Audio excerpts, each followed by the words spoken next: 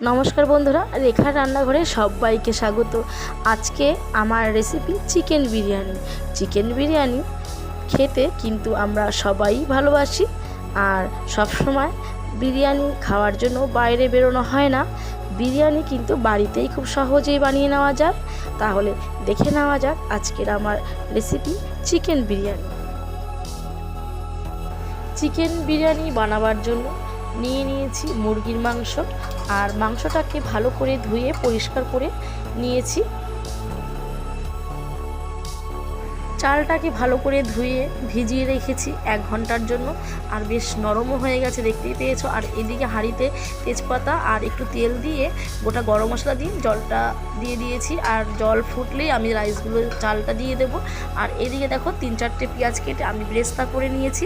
আর এইদিকে একটা বিরিয়ানির মশলা বানিয়ে নিয়েছি, যেটা দই, দুধ আর হচ্ছে কেওড়া জল, গোলাপ জল আর কেশর দিয়ে আর মিঠা আতর দিয়ে আমি একটা ডো বানিয়ে নিয়েছি। আর এদিকে 6টা আলু দিয়েছি। আমি আলুটাকে ভালো করে কেটে ধুয়ে আমি কিন্তু ভালো করে তেলে ভেজে নিচ্ছি।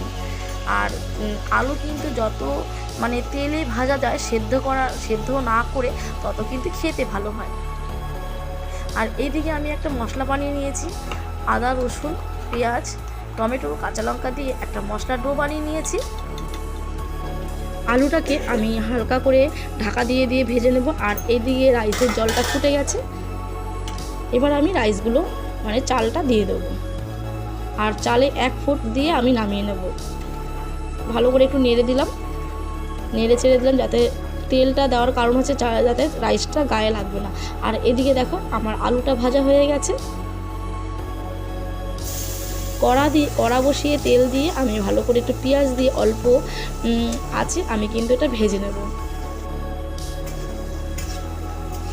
বেশ নরম নরম হয়ে গেছে, দেখতেই পেয়েছো। আর এবার আমি চিকেনগুলো একটু ভেজে নেব।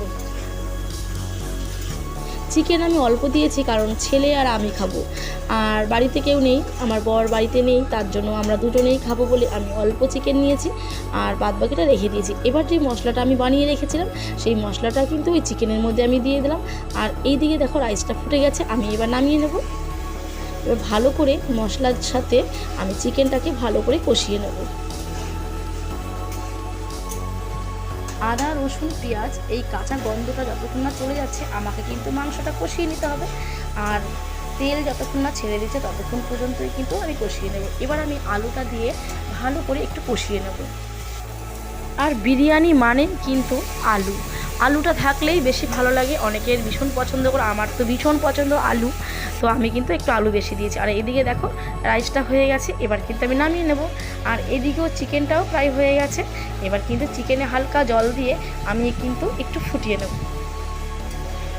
দেখো তেল ছেড়ে দিয়েছে, মাংসটা ভালো মতন কষানো হয়ে গেছে। এবার আমি একটু জল দিয়ে ভালো করে রান্না করে নেব।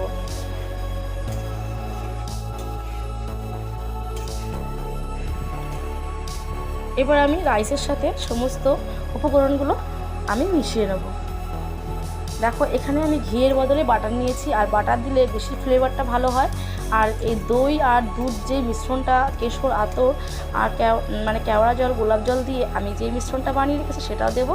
প্রথমে দেখো আমি আলু দিয়ে মাংসটাকে দিয়ে, আর পেঁয়াজের যে বেরেস্তাটা করে রেখেছে সেটাও দিয়ে দিলাম। আর আমি যে কেশর, যে দই দুধটার যে মিশ্রণটা বানিয়ে রেখেছি সেটাও কিন্তু উপর দিয়ে দিলাম। তারপরে কিন্তু আমি নিজে হাতে বানিয়েছি আমি বিরিয়ানির মশলা, সেটাও দিয়ে দিলাম। আর তারপরে আমি কিন্তু দিয়ে দিয়েছি বাটার দিয়ে ভালো করে আবারও ভাত দিয়ে আমি কিন্তু এইভাবে মিলিয়ে নেব। তো বন্ধুরা, আজকের এই রেসিপিটা তোমাদের কেমন লেগেছে?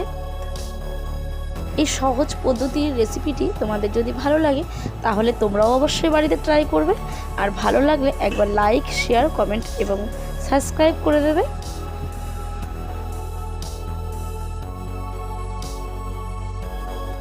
তো আমি ভালো করে সমস্ত উপকরণগুলো এক এক করে মিশিয়ে আমি কিন্তু 20 মিনিটের জন্য স্টিম দেবো। তো দেখো ভালো করে সাজিয়ে নিচ্ছি। এবার আমরা বিরিয়ানি খাবো। তো ছেলের জন্য, আমার জন্য আমি বেড়ে নিচ্ছি বিরিয়ানিটা। তো দেখে নেব কেমন হয়েছে খেয়ে। আর তোমরা তো দেখতেই পাবে ছেলের রিয়াকশানটা, ও কতটা খুশি হয় যে বিরিয়ানি পেয়ে। তো সব বাচ্চারাই বিরিয়ানিটা ভীষণই পছন্দ করে। আর ভালোবাসে। আর বাচ্চাদের বিরিয়ানি হলে আর কিছুই লাগে না, তাই না বলো তো? তোমাদের বাড়িতেও বাচ্চারা আছে, তাই তো করে। বিরিয়ানির মানে গন্ধ পেলেই কিন্তু বাচ্চারা খুশি হয়ে যায়, তো তার সাথে কিন্তু বড়টাও খুশি হয়ে যায়। তো দেখি আজকের বিরিয়ানিটা কেমন হয়েছে।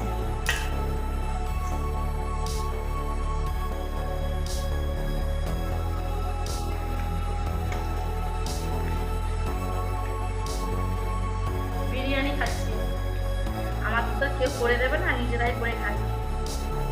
দারুণ খেতে, একদম রেস্টুরেন্টের মতো একদম খেতে খুবই সুন্দর, খুব দারুণ হয়েছে।